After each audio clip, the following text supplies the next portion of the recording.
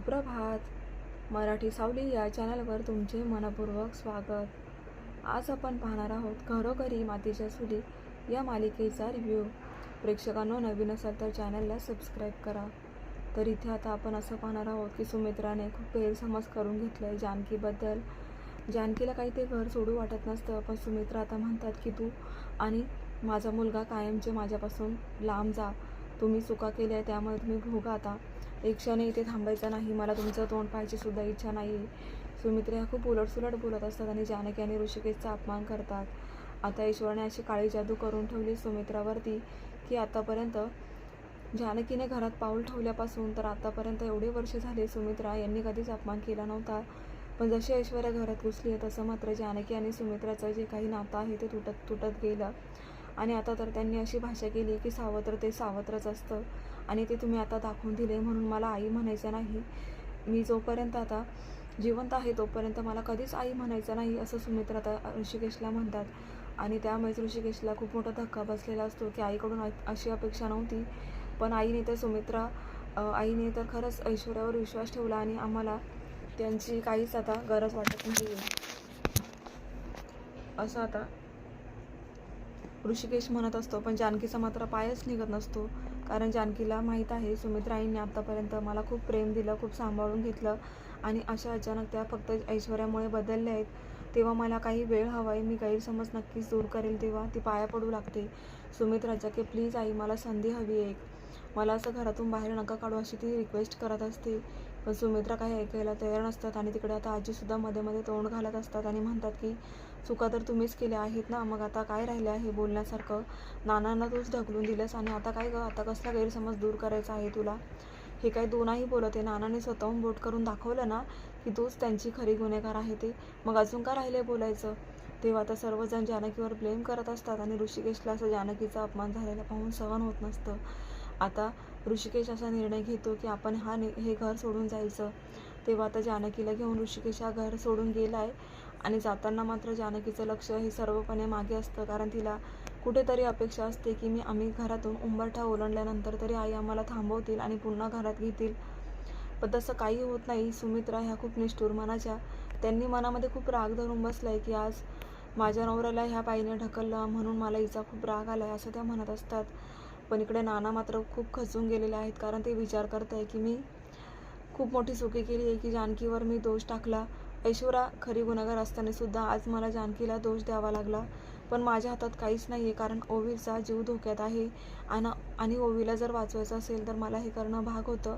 म्हणून सगळ्यांना सॉरी, पण मी लवकरच ही गोष्ट सगळ्यांच्या समोर आणणार आहे आणि ऐश्वर्याचा खरा चेहरा समोर आणणारच आहे. फक्त मला काही वेळ हवा आहे, असं ते मनातल्या मनात म्हणत असतात. तेव्हा सुमित्रा ही पूर्णपणे ऐश्वर्या आणि सारंगच्या बाजूने असते. पण शर्वरीला मात्र आता इथे जानकी आणि ऋषिकेशबद्दल खूप वाईट वाटत असतं, कारण तिलाही असंच वाटत असतं की दादा आणि बहिणीने घर सोडून नको जायला.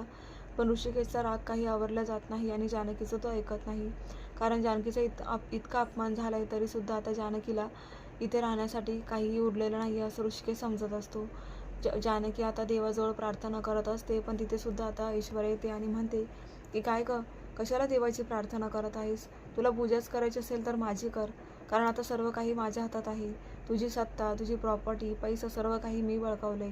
तेव्हा तुला माझ्यासमोर नाक घासावं लागेल, मग मी तुझ्या मनासारखं करेल. आता जानकीला असा खोटा विश्वास असतो की खरोखर मी ऐश्वर्याचे पाया पडले, त्यांच्यासमोर नाक घासलं तर कदाचित त्या माझं ऐकतील आणि आईंबद्दल माझा जो काही गैरसमज आहे तो तरी दूर केला तरी बस आहे. तेव्हा जानकी म्हणते, हे बघ ऐश्वर्या, मला प्रॉपर्टी, पैसा काहीही नको आहे. मला फक्त जो आईंच्या मनामध्ये माझ्याबद्दल जो गैरसमज आहे ना तो दूर करायचा आहे. त्याच्यासाठी प्लीज मला मदत कर ना गं ऐश्वर्या. आता ऐश्वर्या म्हणते, ठीक आहे, मी तुला मदत करते, पण त्याआधी तुला नाकघासणी करावी लागेल माझ्या पायासमोर. आणि मग आता जानकी म्हणते, ठीक आहे. जानकीचा मान मोठा असताना सुद्धा तिने आता ऐश्वर्यासमोर नाकघासणी केलेली आहे, तिच्या पाया पडलेली आहे, कारण तिला कुठेतरी आस असते की एवढं सगळं जर मी केलं तर ऐश्वर्या खुश होईल आणि ती आईंबद्दलचा जे काही माझ्या मनातलं जी भावना आहे ती आईंबद्दल पोहोचवेल, अशी तिला खूप अपेक्षा असते. पण जेव्हा आता नाक घासून जानकी उभी राहते तेव्हा आता ती विचारते की मग आता आईंच्या मनातला गैरसमज दूर कराल ना, मला पुन्हा आईंबरोबर आनंदात पाहायचे, म्हणजे आईंनी माझ्याशी व्यवस्थित बोलावं आधीसारखं असं मला वाटते. तर ऐश्वर्या प्लीज मला मदत कर. ऐश्वर्या म्हणते, मी आणि मदत, मी कशाला तुला मदत करू. आता पुन्हा ऐश्वर्या अशी एकदम रंग बदलू सरड्यासारखं एकदम रंग बदलते आणि जानकीला म्हणते की तू नाकघासणी केली म्हणून मी आईंच्या मनात गैरसमज दूर करायला जावं असं तुला वाटलं का? असं कधीच होणार नाही आहे. आणि तू समजतेस काय स्वतःला? मला का दोष देते? मी थोडी सुमित्राला काही सांगितलंय. नानांनी सांगितले त्यांना की तू त्यांना ढकलले म्हणून त्या तुझ्यावर चिडल्या, तेव्हा मला मध्ये घेऊच नकोस असंच डायरेक्ट म्हणते. हवं तर तू एक काम कर, हे देवघर पण बाहेर घेऊन जा. म्हणजे कसं, तुम्हाला राहायला घर नाही आहे ना, फुटपाथवर बसून देवाची पूजा अर्चा करत राहा. आणि ऋषिकेशकडे एक टाळ दे, म्हणजे तो टाळ वाजवेल आणि तू पूजा करत राहा. आणि मागा भीक. असे तुम्ही भीक मागितल्यावर तुम्हाला जास्तच भीक मिळेल तुमच्या अवतारा पाहून. असं बोलल्यावर जानकी मात्र रडायला लागते. ऐश्वर्या आता काहीच्या काही बोलायला लागते प्रेक्षकांना इकडे. तर दुसरीकडे आता सौमित्र हा त्याच्या बायकोला घेऊन घरी आलेला असतो. तर तेव्हा त्याला आता कळतं की ऋषिकेश आणि जानकी हे ओवीला घेऊन घर सोडून निघून गेले. आता सुमित्रा इथे सौमित्राच्या मनातसुद्धा फूट पाडण्याचा प्रयत्न करत असतात. त्यालासुद्धा तर ते असंच म्हणतात की चुका करूनच्या करून ह्या लोकांनी मलाच वेड्यात काढलं आणि घर सोडून निघून गेलेले आहेत. तेव्हा आता त्यांची मर्जी, मी कोण बोलणारी, कारण आता माझा आणि ऋषिकेशचा संबंध संपलाय. पण सौमित्राच्या मनात अजूनही अशीच भावना आहे की ऋषिकेश आणि वहिनी हे कधीही चुकणार नाही. नक्कीच याला जबाबदार ऐश्वर्या आहे. ऐश्वर्यानेच हे केले असं आता सौमित्राच्या लक्षात येतं. आणि म्हणून सौमित्र हा त्याच्या बायकोला म्हणतो की मला कुठेतरी संशय येतोय. आपण घरचे जरी ऋषिकेशच्या विरोधात असले तरी माझा मोठा भाऊ आहे तो, आणि मी त्याला शोधून काढणार. तर जानकी आणि ऋषिकेश एका छोट्याशा रूममध्ये राहायला गेलेले असतात. आणि तिकडे ऋषिकेश हा जानकीला म्हणत असतो की आता आपण आपल्या बँकेच्या अकाउंटमध्ये जे काही पैसे आहे त्याच्यावरती घर चालवू शकतो. पण इकडे ऐश्वर्याने त्यांचं ते सुद्धा दार बंद केलेलं असतं, कारण तिने आता कंपनीला कॉन्टॅक्ट करून ते जे काही अकाउंट असतं ऋषिकेशचं ते बंद करायला लावलेलं असतं. त्यामुळे ऋषिकेशला कंपनीमधून फोन येतो आणि ते म्हणतात की तुमचं अकाउंट बंद झाले. त्यामुळे ऋषिकेशला खूप मोठा धक्का बसतो, तर जानकीला सुद्धा. तर आता ते दोघंही ओवीचा विचार करत असतानाच तिथे आता सौमित्र त्याच्या बायकोबरोबर ऋषिकेशच्या घरी पोहोचला. आणि तिथे पोहोचल्यावरती तो म्हणतो की दादा, मला सगळं कळाले आणि मी तुला घ्यायला आलोय. मला माहिती आहे याला तुम्ही जबाबदार नाही आहात, तुमची काहीही चुकी नसेल, पण त्या ऐश्वर्यामुळेच हे सर्व झालंय. तेव्हा आता आपण रडायचं नाही. तू का असं खचून गेला? तू ते घर सोडलंच कशाला? असं फुकटचं कोणाला येऊ द्यायचं नाही, तुला कळत नाही का? आता सौमित्र हा ऋषिकेशला समजावू लागतो. पण ऋषिकेश आता घडलेला सर्व प्रकार हा सौमित्राला सांगत असतो की आईंनी कशा प्रकारे त्यांचा अपमान केला. घरातील सर्वजण, सोनं नाणं प्रॉपर्टी सर्व काही हिसकावून घेतलंय त्यांनी आमच्याकडून. तर आता नानाने सुद्धा जानकीवरती आरोप केलाय. तर सांग ना, मी कोणत्या तोंडाने त्या घरात राहू? मोठ्यांपासून लहानांपर्यंत आज सगळ्यांनी आम्हाला वेड्यात काढलं. अक्षरशः जानकीला पाया पडायला लावल्या. आम्ही दोघंही खूप रडलोय आणि तरीसुद्धा त्यांना दया आली नाही. तर ते आम्हाला घरातून बाहेर जायची भाषा करत असताना आम्ही त्या घरात का राहायचं? आम्ही भिकारी आहोत म्हणून का? आमचं काहीच सत्ता नाही आहे का? आईने तर सांगितलं की तू सावत्र आहेस आणि तू दाखवून दिलं.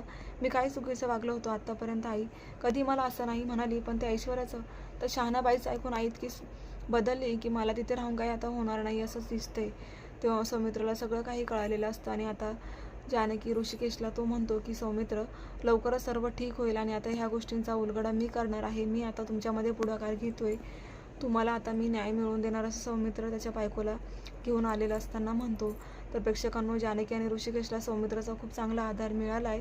तोच आता याच्यातून काहीतरी न्याय देणार आहे आणि ह्या प्रश्नाचं उत्तरसुद्धा शोधून काढणार आहे. तर आता ऐश्वर्याबद्दलचे पुरावे सौमित्राला मिळतील का? जानकी ऐश्वर्याला न्याय मिळेल का? तर दुसरीकडे नानांना शुद्ध तर आली आहे, पण नाना बोलू शकत नाही आहे.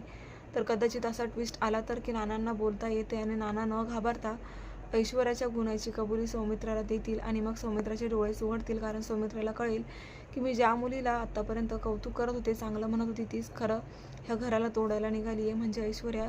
तर जिच्यावर मी ब्लेम करून जिला घरातून बाहेर हकललं ती म्हणजे ऐश्वर्या. तीच खरी लक्ष्मी आहे माझ्या घरची आणि मी माझ्या लक्ष्मीला घरातून हाकलून दिलं. तेव्हा आता मी पुन्हा तिला मानाने ह्याच घरामध्ये घेणार. असा जबरदस्त ट्विस्ट पुढे काही भागांमध्ये आपल्याला पाहायला मिळणार आहे. तर प्रेक्षकांनो, पाहत राहा घरोघरी मातीच्या चुली. अशाच मालिकांचे अपडेट पाहण्यासाठी चॅनलला सबस्क्राईब करा. नोटिफिकेशनसाठी बेल आयकॉनवर क्लिक करा, म्हणजे रोजचे अपडेट्स तुम्हाला वेळेवर पाहायला मिळतील. प्रेक्षकांनो, आजचा भाग कसा वाटला कमेंट करून नक्की कळवा. तर प्रेक्षकांनो, घरोघरी मातीच्या चुली या मालिकेव्यतिरिक्त तुम्हाला अजून कोणकोणत्या मालिकांचे रिव्ह्यू पाहायला आवडतील हे मला कमेंट बॉक्समध्ये नक्की कळवा, म्हणजे रोज तुमच्या आवडीच्या सिरियलचे अपडेट्स, रिव्ह्यू ऐकायला मिळतील आणि सर्वात आधी ह्या चॅनलवर. तेव्हा मराठी सावली या चॅनलला नक्की सबस्क्राईब करा. पाहत रहा घरोघरी मातीच्या चुली. भेटूया उद्याच्या भागामध्ये. तोपर्यंत धन्यवाद.